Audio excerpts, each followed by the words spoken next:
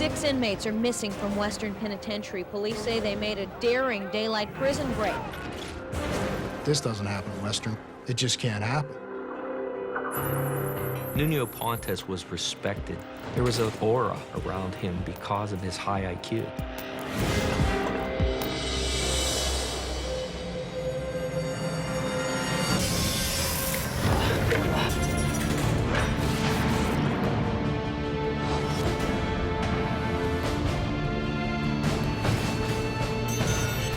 Every security system has a flaw.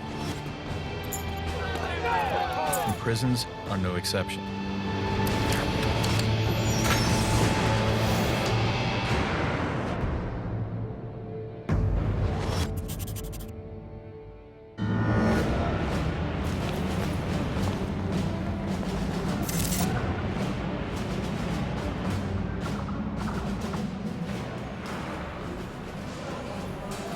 Western Penn was the hole of the state, pretty much. As far as the inmates that we got there, I mean, it was known as a hardcore. The nickname was the Wall. It was because of the Wall, but it was also because of its reputation as being a hardcore penitentiary. My name's Nuno Pontes. In 1992, I was sentenced to 10 to 24 years for robbery and a prior escape attempt. First day, the guard said to me, "What do you want to achieve here at Western Penitentiary?" I said, "I want to escape." They all laughed. I wasn't laughing.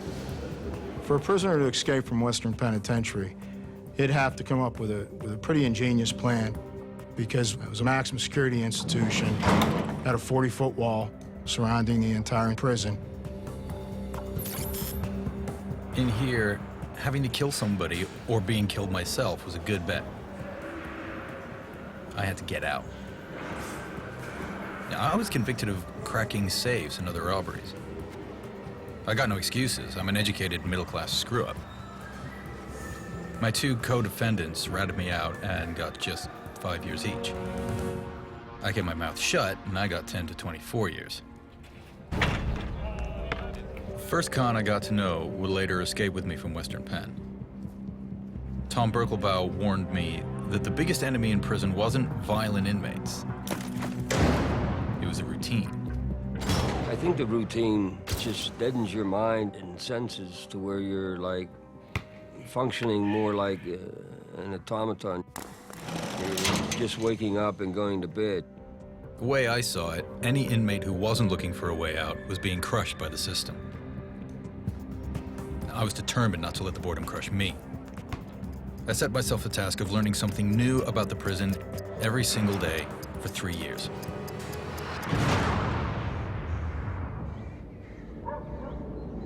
They ring a bell 7 o'clock in the morning, and they start letting you out to breakfast. If you have a job, you have to be there, say, at 8:30. My job was as a clerk in the prison industries. The building was based at the northern end of the facility, close to the perimeter wall. It contained all the services for the prison: the metal shop, the laundry, the maintenance office where I worked. You work until you either go in for con about 10:30, or you're counted on the job. I was supervised at work by civilian workers, right? Not prison guards. I'd earned their trust, so they let me handle tools. Then you're let back out at around 11:30, 12 o'clock to eat. Lunchtime was good for getting to know guys. I was looking for anyone that would be useful towards the escape. Then you go back to your cell for quarter to 4 con. Back in my cell, I could really concentrate. I'd draw imaginary plans of what I'd learned about the prison that day. You get back out about 4:30, and then you hang around the yard. I spent yard time trying to work out prison guards' routines, timings, distances, habits. On the wall, in the yard, near the gates, I was creating my own prison blueprint. And then you lock up at 20 to 9. And then you start the whole thing over again the next day. After doing the same thing over and over every day for 3 long years, I had a mental hard drive of information about Western Penn. I mean, I knew it, inside and out. What I needed to find was one fatal weakness to exploit. And then one morning, a throwaway comment from an engineer led me to it.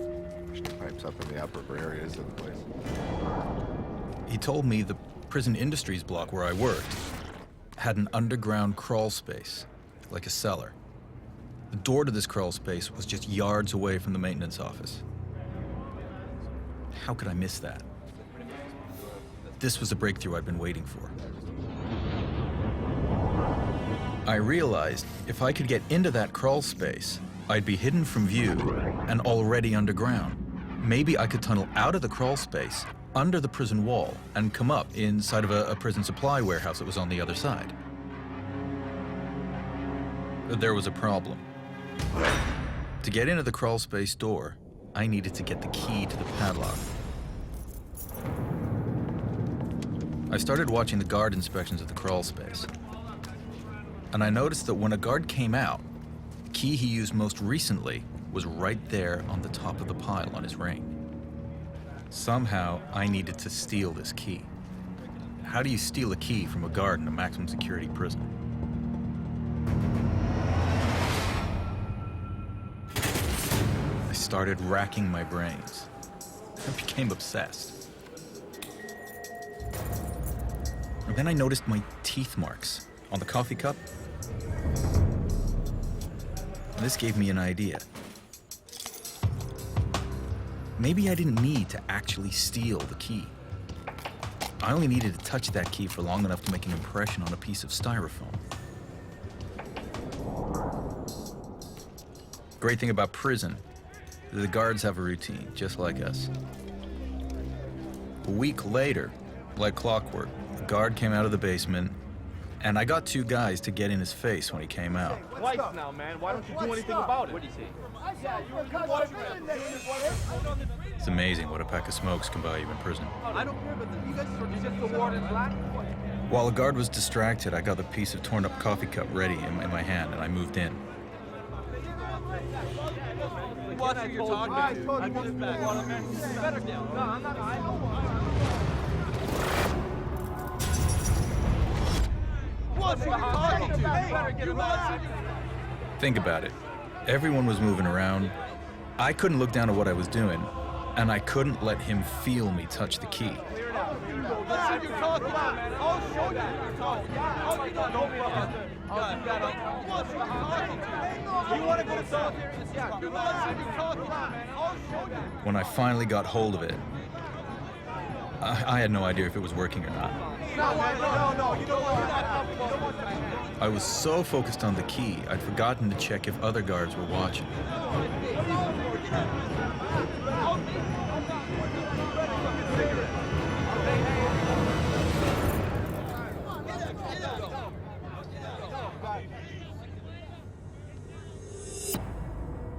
I looked down at the styrofoam. There was a clear impression of the guard's key there. This was my first small victory. But I realized I couldn't do this on my own. I needed a team. I conducted my own interview process, and the cons didn't even know I was doing it. I was looking for cons who had skills to offer, and more importantly, who I could trust. I got down to a short list of 5. Carmen Keller, a convicted killer. His job was delivering security passes, which meant he could move freely around the prison. George Conard, a convicted killer. He worked in the metal shop, so he had access to raw brass.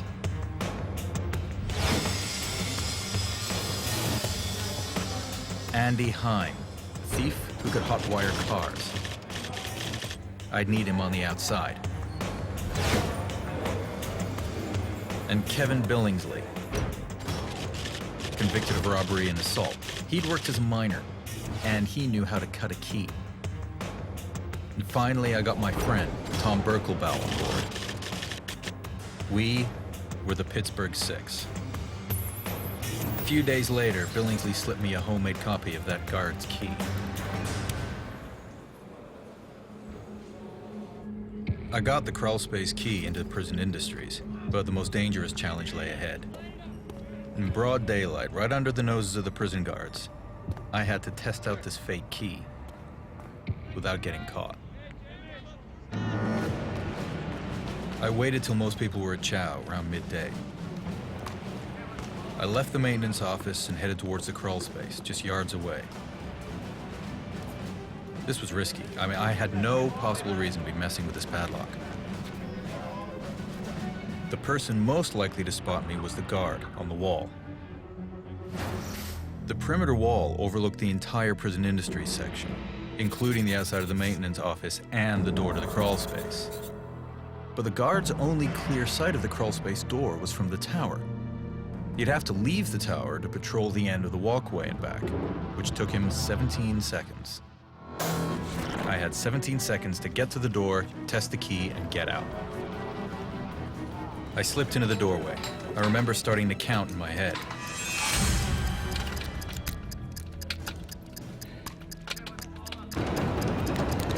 I couldn't even get the key in the lock.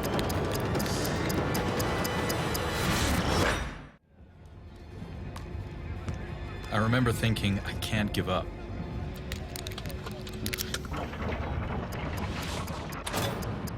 The key was jamming. I felt sick. I thought, I'm out of time. Then, it opened. Couldn't believe it. I locked it up again.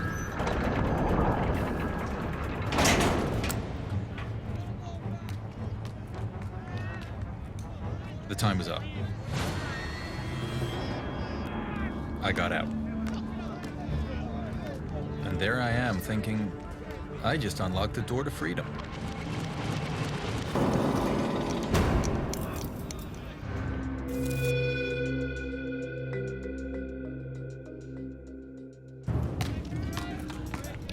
I met two of the team outside the crawl space door at chow time. As soon as it looked all clear, we went for it. Keller would have to come back in 2 hours to let us out again.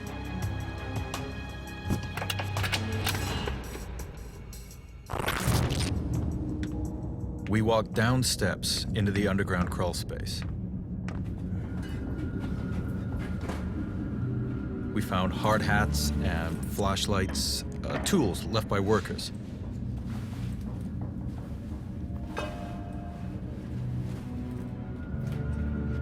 Straight away, I saw the floor of the underground crawl space is solid concrete. We would never bust through that. I was thinking the plan's already dead when I spotted the wall at the far end.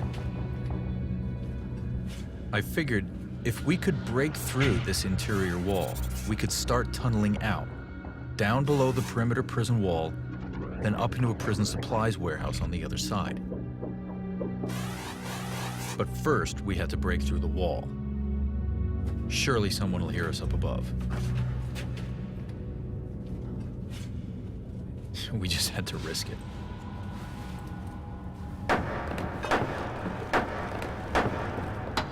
Every hammer blow sounded like a clap of thunder. I'm thinking the guards will be down here any minute. Finally, the bricks came free. We could see the soil on the other side.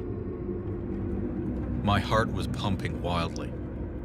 We were starting to tunnel out of the prison. We got the hell out of there as quickly as we could, just in case we'd been heard.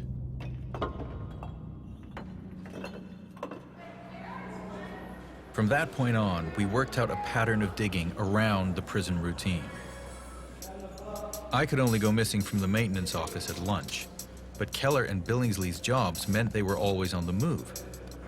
So as long as they got their work done, no one seemed to miss them. They had about 3 hours after lunch to dig. They'd get maybe 2 or 3 feet dug in this time, then clean up. I'd let them out about 3:15. plenty of time for the 345 head count.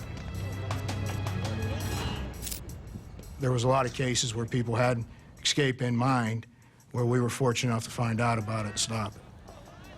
They'd have to get it done in a short period of time, because the old saying, there's no secrets in jail, I found that to be mostly true. It'd have to be lucky, and the timing would have to be right. We started taking more risks, lifting tools from the office and timing our movements to the minute to maximize digging time. I really dreaded a collapse. I mean, we were digging through dirt. We didn't have the proper supports you'd need to build a tunnel.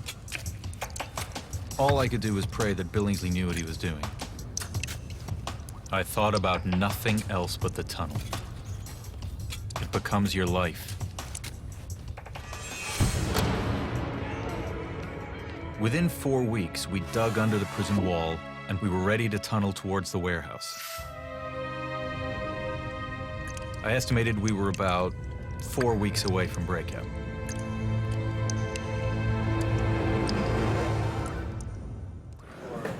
One lunchtime, I'd locked the guys in as usual, then headed to the recreation hall. And suddenly, the whistle sounded for lockdown. Straight away, I thought, that's it. They found the tunnel. The whistle would let everybody in the institution know that there's something happened and there's going to be a lockdown. The inmates would immediately report back to their cells, and the officers would monitor them so that they could be locked in. Then you would do a master count at that time. If you had some people missing, then you would start into your emergency procedures for an escape. Straight away, we were escorted from the prison industries, across the yard, towards the cell blocks. I felt sick. If the tunnel had been discovered, it was all over. Then I heard there'd been a stabbing in one of the blocks. That's when I knew that they hadn't found the tunnel. Suddenly, I realized if I don't get back to unlock Billingsley and Keller, they'll be missing for the count.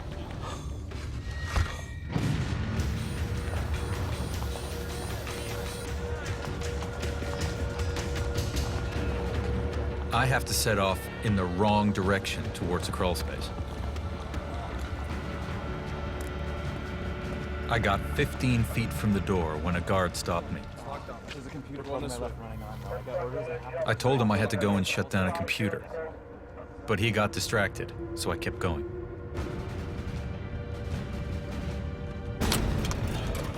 Get out of here. Let's go. Come on. I screamed at the guys to get out. Come on. Get out of this. There wasn't any time to get cleaned up. Fast. We have 1 minute. Let's get out of here. Let's go. Come on. We turned the corner. Right there in front of us was a guard.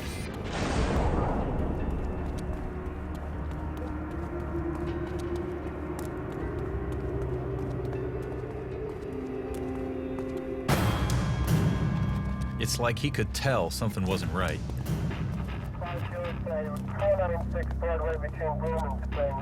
As we walked past, I heard his radio crackle. I thought, this is it. We're caught. Escape's over. I was sure he was calling for backup. I held my breath. But then nothing. We got away with it this time. But we'd really pushed our luck. We needed to hurry on and get this tunnel dug.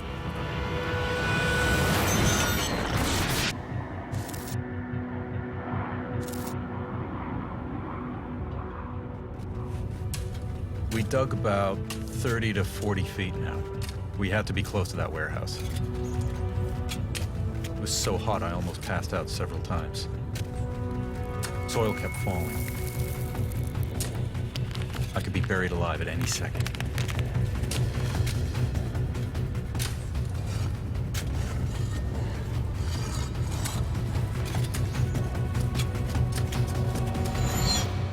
At last I hit concrete. Above us was the prison supplies warehouse and the door to freedom. My plan was to wait for the warehouse to close then drill holes in the concrete to weaken it. I'd stolen a drill. I knew it'd be missed, but it was now or never. I mean, we had to break through.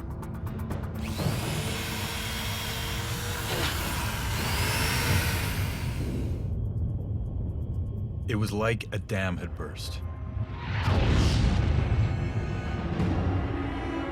I could breathe the air of the outside world. I could feel the coolness of it and smell it. I drilled several more holes, and finally I forced out a hole big enough to squeeze through. And that was it. It was on. We were going the next morning.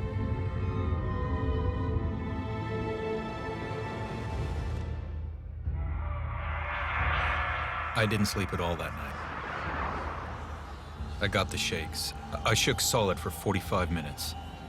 I kept getting this recurring image of a guard firing at us, and then the tunnel collapsing.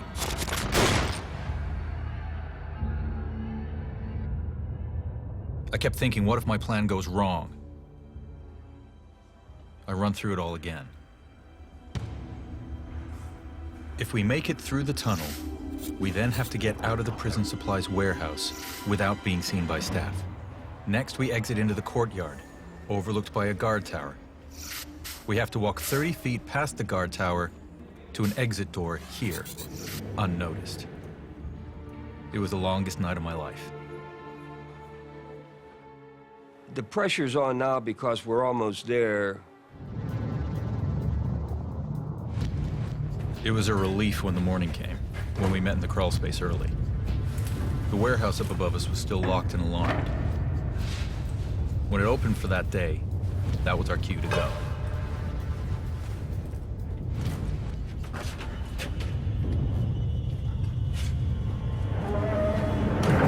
We heard the rolling doors opening in the warehouse, and that was it. Kevin Billingsley went first. I went last, right behind Tom. Now, to get through the tunnel in most places, we had to stretch our arms all the way out and actually push with the toes and pull with the fingers. Now, I was holding my head up, trying to see as much as I can, and I'm trying to squeeze through, but I was in excruciating pain and almost went into shock from the pain. It started to get desperate because we wanted to get out of there as fast as we could. I could feel the soil tumbling down on top of me. There was water pouring in. I felt the whole thing could come down on me at any second. And no one knew we were here.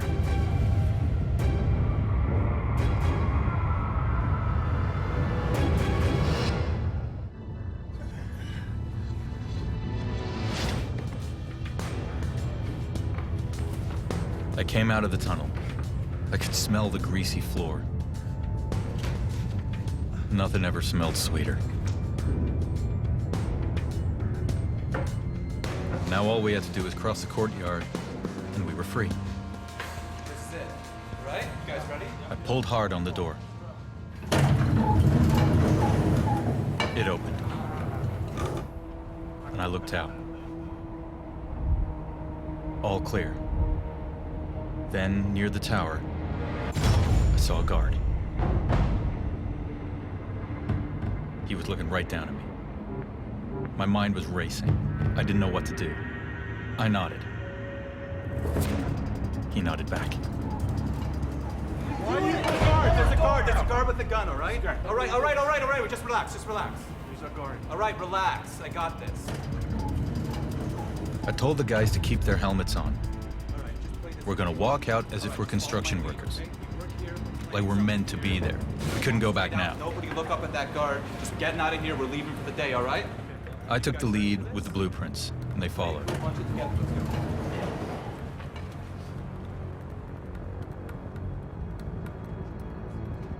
The whole time I'm walking, I'm waiting for the guard to shout, to radio for backup, to shoot. We can get this section. Then the prison alarm went off. My heart almost exploded. Yet, I felt we still had a chance, so long as I could open this door. I pictured armed guards gathered out front. Get down now! Get down! Do it!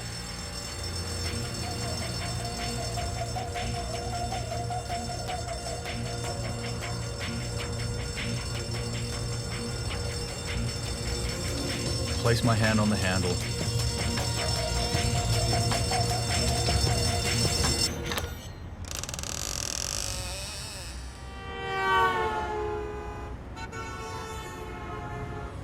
No guards, no cops, no guns. The alarm couldn't have been for us. The excitement level was almost indescribable. It was like, you know, being reborn. We stepped out into fresh air, a nice, bright, sunny day. We're really free now. We're out.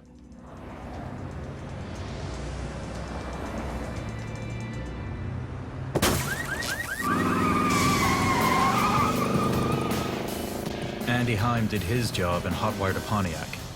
I took what I hoped was one last look at Western Penn. 6 inmates are missing from Western Penitentiary. Police say they made a daring daylight prison break, somehow digging a tunnel from the inside to the outside. Until the inmates are found, Western Penitentiary is under a lockdown. I got something there. In 1997, I was one of 6 troopers working the Pennsylvania State Police Fugitive Apprehension Unit. When the news broke over the police radios, we all heard it and lit up. Here, we had a maximum security prison and a breakout. Not of 1, but of 6, a half dozen inmates. If that doesn't get the attention of the police authorities and the immediate public, what does? The 6 men broke out of the maximum security facility by digging a 30-foot long... Next, I needed to see firsthand the tunnel. So now I'm inside the maximum security prison. When I went through this tunnel, it was mucky, it was damp, and it smelled. Maybe it was their perspiration that they left behind. They had a goal in mind. That was the light at the end of the tunnel, right? That was the freedom. And it was my job to take that away from them. The inmates have been on the outside for many hours now, and although police continue to search actively for them, they haven't spotted them. Nuno decided that if we were all going to stick together like this, we needed a bigger cart. Before we went into Indiana, we stole a van, which was a lot roomier. We took that there and we kept changing plates.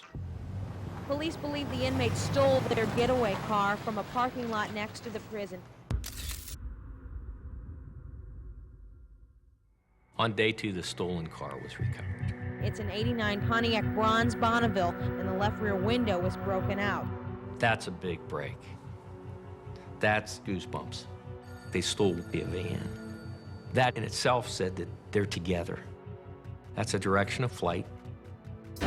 When we got into Oklahoma, Kevin made a phone call to this one guy, Travis, in Texas that he happened to know. Travis said that he could get us some clean papers. And then we could have went over into Mexico. Nuno Pontes spoke Spanish. Is he going to go up to Quebec? I doubt it. Is he going to go down to Mexico? So they fled south, and the investigation went south.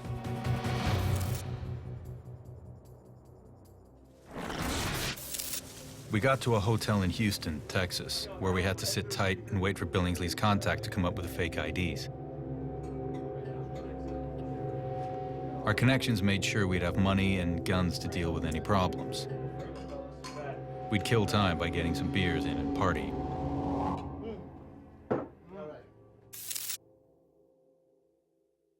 We're at a low point. There's nothing breaking. Pontus, Keller, and four The others media escaped coverage from is a so correctional repetitive. institution at Pittsburgh last Wednesday.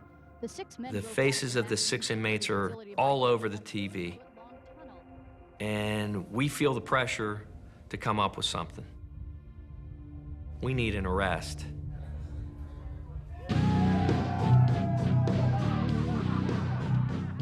They made this crystal meth stuff. I was like on Star Trek. I went into another dimension or something.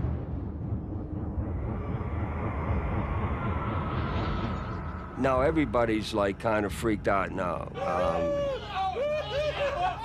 Carmen's seeing ninjas, and he's out running around in the woods. I mean, that stuff crunched me. Everything was like going bad. It seemed like everybody was going nuts. I said, look, you know, take me to the bus station. You know what I mean? I'm rolling. I'm getting out of here. And that was the last thing I remember.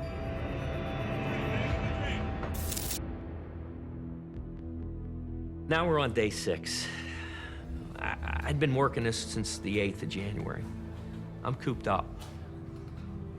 I'm frustrated.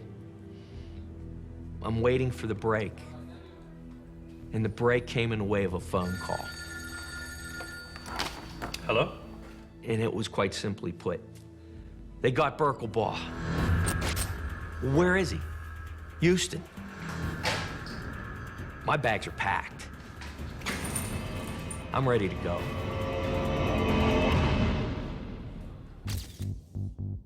Escapee Thomas Berkelbaugh was captured in Houston. He was wandering at a bus stop. Berkelbaugh showed up at the Greyhound bus terminal. An ambulance was called because he was on the floor of the terminal crawling around. When I was getting to the bus station, my heart seized up, and the next thing I remember, I was in the hospital. I knew I was screwed. Well, it damn near killed me.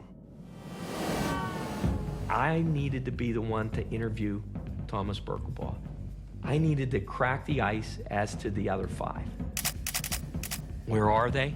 Are they still together? Are they in a vehicle? Are they crossing a border? Are we too late? We're close. We're close. But yet, there's Mexico.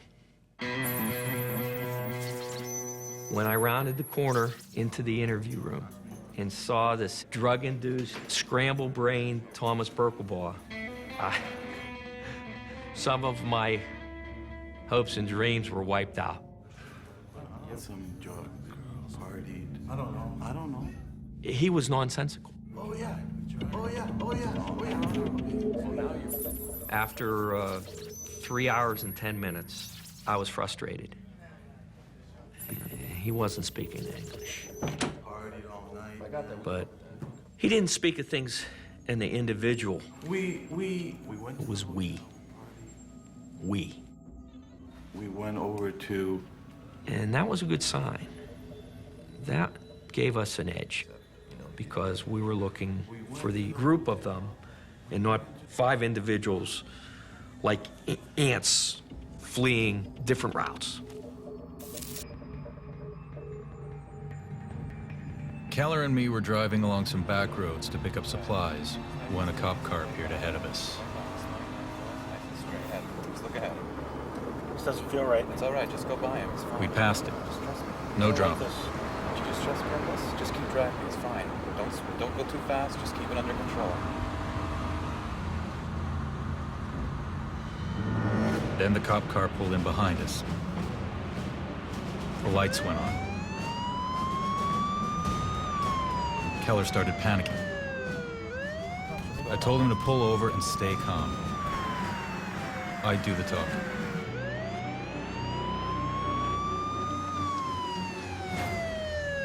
Just relax. I got this covered.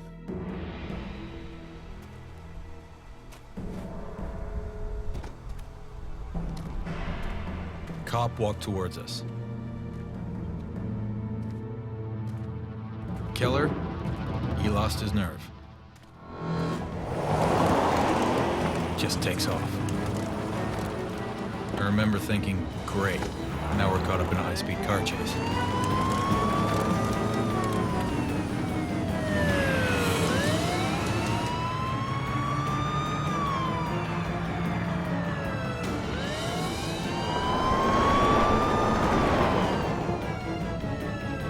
We took a turn down a service road. I saw it was a dead end. I grabbed the wheel to turn the car around.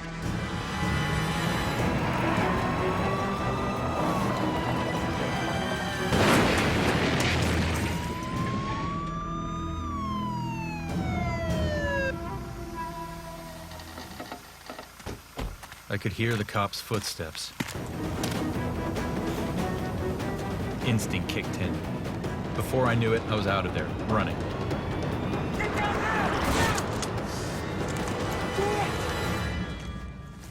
And I just ran for my life. Authorities believe it won't be long before Pontes is captured.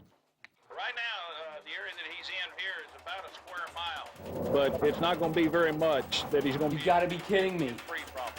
We got a pretty good perimeter set up at this time.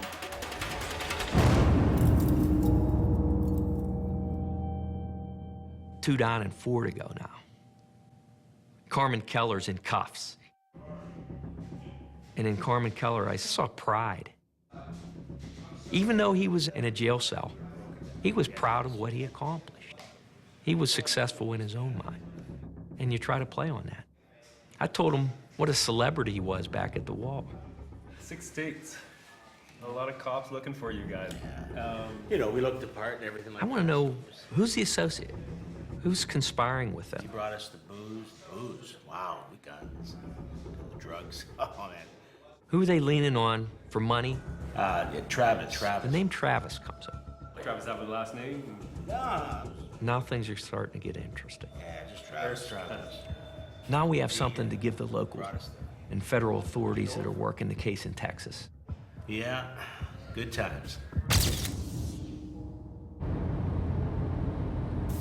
The call came from one of the case agents up in Pennsylvania.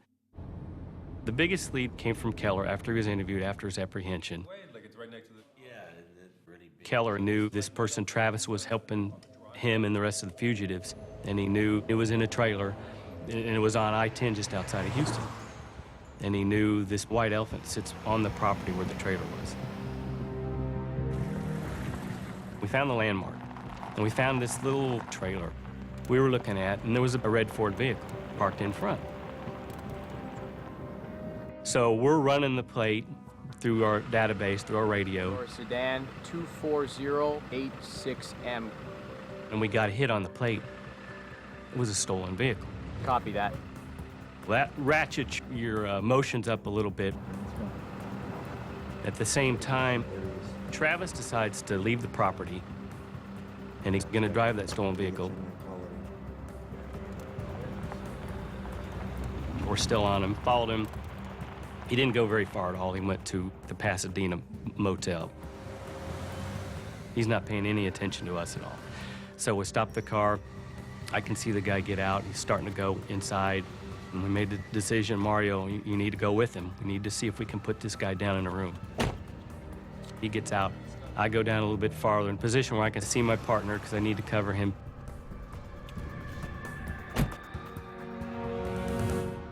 He sees him go into the room. That's all he can see, though. He meets up with me. He says, room 129. Now your adrenaline is, racing a little bit. Now you don't know. This might be the big one.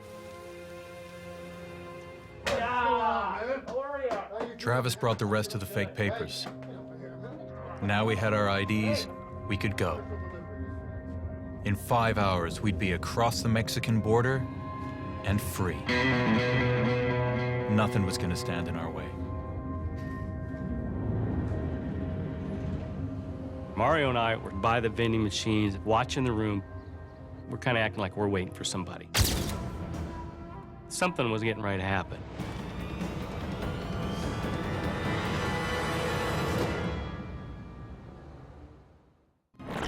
We need backup now. We need to know your ETA. We've got a possible escapee. I don't think we were quite ready, You know, I don't think you can tell my wife this, but we didn't have our vests on yet. Room 129, possible escapees. The next thing that happens is the door opens up. Billingsley and Heim that came out of the room. Maybe they heard the cars coming in the back. Maybe they saw police officers in the back of the hotel. They were acting like something was up. That's why your adrenaline is so high, because you don't know what's going to happen in the next 30 seconds. All bets were off. It's time to go ahead, you know, place them under arrest. Now the guns come out.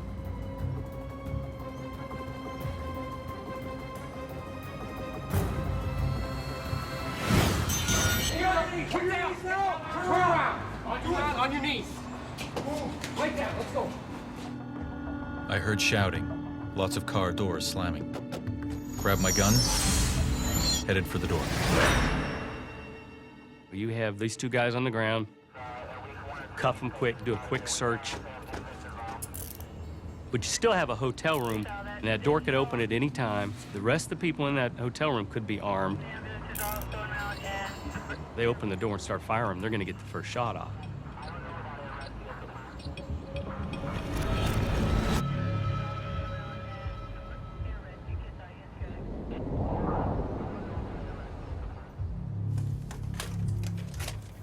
The door opens up.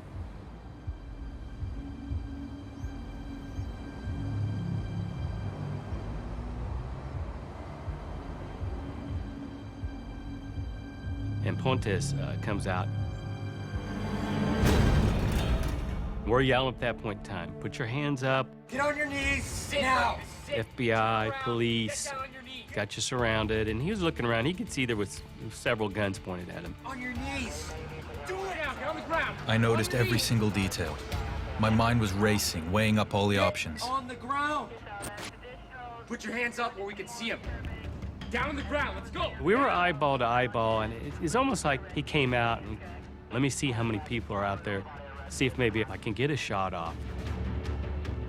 I thought I could make something happen. He wasn't putting his hands up. And that's the point in time when your finger goes from the side of your weapon to your actual trigger. The adrenaline was high before, now it's as high as it can be. Now you got your finger on the trigger. Get on the ground now! On the ground now! Do it! On your knees, let's go! Keep your hands where we can see I it. spotted so many guns.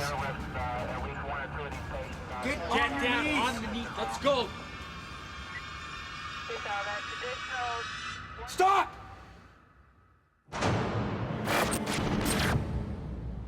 I wasn't a desperado.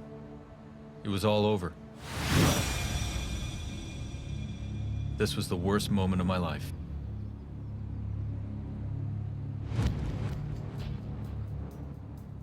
Come on out, nice and easy. Pick 'em up. Then it was, okay, we're just calling them out one by one. When you looked at what they had in the room, blank Texas driver's licenses, they had 12-gauge ammunition, there was a sawed-off shotgun. There was a lot of people that probably didn't get hurt and places that didn't get robbed because we won that day. Among many other unanswered questions, police want to know how the escaped convicts were able to get guns and money.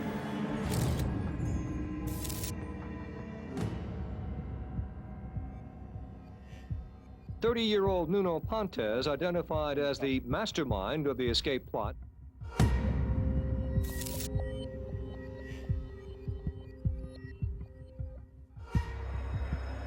Since the escape, I've been locked in a cell for 12 years, 24/7, with the possible exception of 1 hour, 5 days a week, when they might put me in a dog run, small cage open to the air.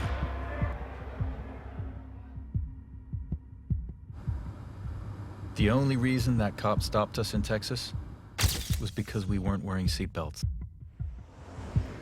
If I'd been wearing a seatbelt that day, I'd be in Mexico right now, and not talking to you from prison.